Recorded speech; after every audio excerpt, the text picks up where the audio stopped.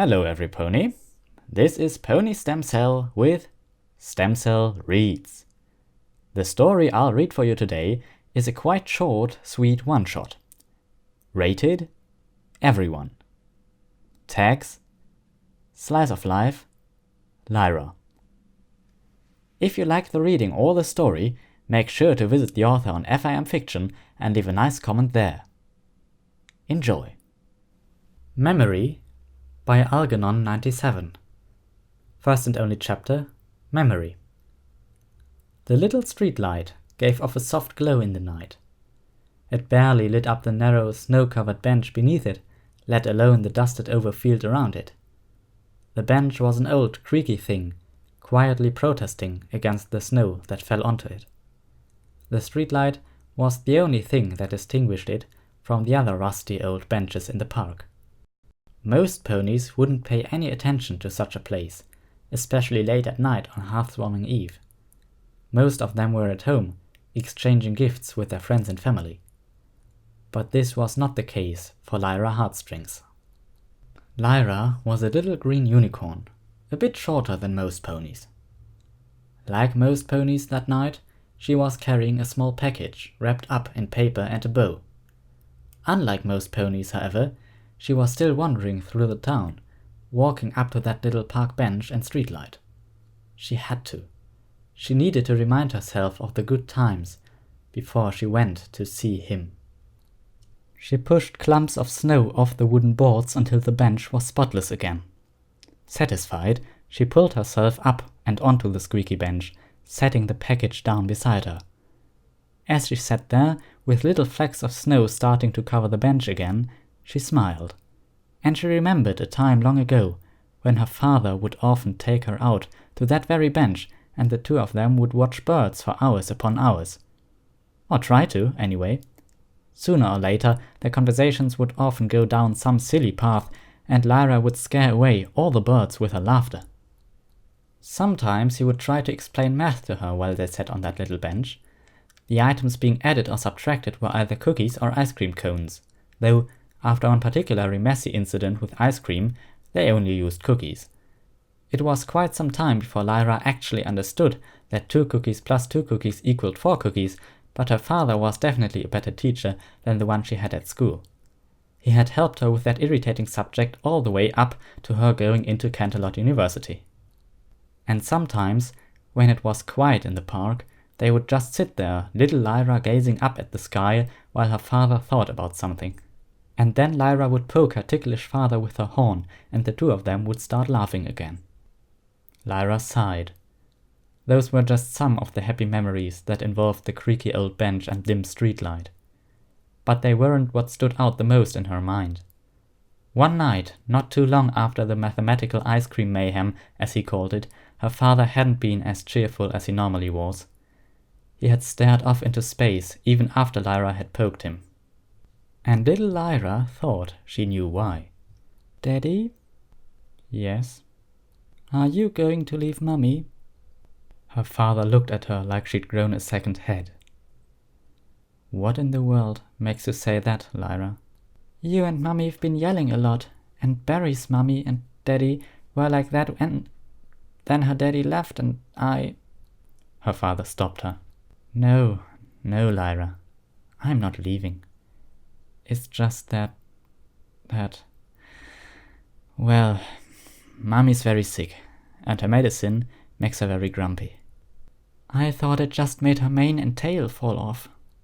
Her father stared off into the distance again, his voice cracking as he said, "Well, yeah, it does that too."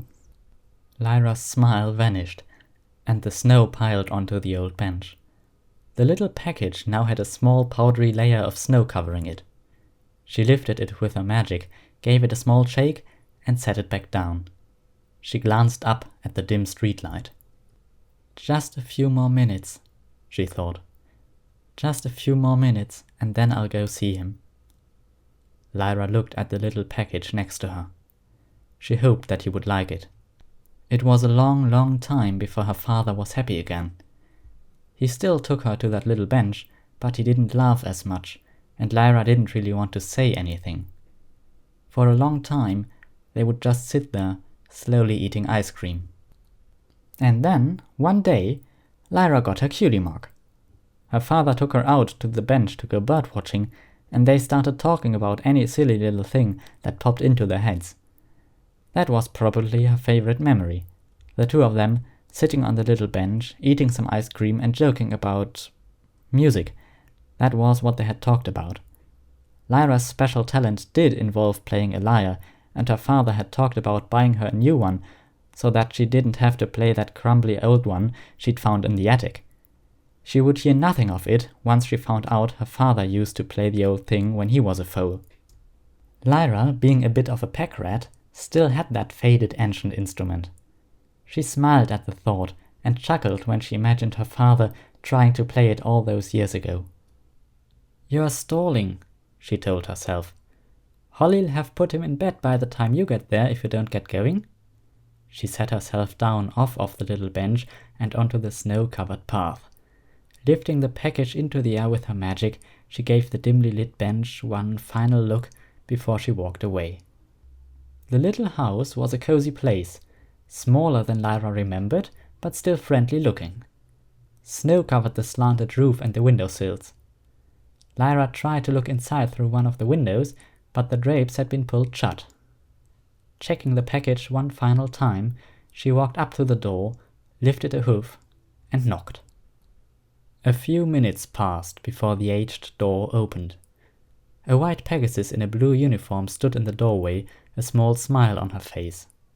She said, "Oh, Lyra, I didn't know it was you. Come on in." Lyra walked in and took her scarf off. Putting it on a little stand in the hall, she turned to face the Pegasus. "Thanks, Holly.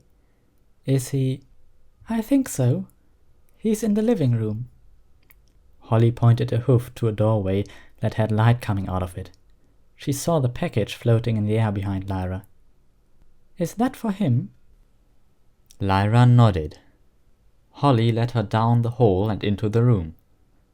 Lyra stopped for a moment when she saw the elderly pony sitting on the floor of the room. He was a dark green earth pony, his mane grayed with age. When he saw Lyra enter the room, he smiled for a moment and opened his mouth to speak. The smile was soon replaced with a frown, and he squinted deep in concentration. Lyra smiled and sat down next to him. "It's Lyra, Dad." "I knew that." Lyra smiled. "Of course you did, Dad. Course you did. How are you doing?" "I'm all right, I think. What's that?" Lyra slid the package over to her father. "A present for housewarming. Go ahead, open it." The old stallion unwrapped the package in a careful, precise way. Lyra had to stop him from focusing on shredding one piece over and over, until a plain white box was revealed. He lifted the top of the box and stared at the object nestled inside it, his expression blank. Lyra tried to help him. "Remember back when I got my cutie mark, Dad?" The old stallion's face scrunched up in an effort to remember. "You said you'd get me a new one, but I said no. Remember?" Lyra hoped against hope that she might stir some faint memory in the old stallion's decaying brain. Her father still had a look of concentration, of trying to remember a day in the park, of trying to remember something very important to him. He knew there was something connected with the item in that box and his daughter, but he couldn't put his hoof on it. Eventually, he just sighed and said, "I'm sorry, but all I see is an old lyre." Thank you for listening.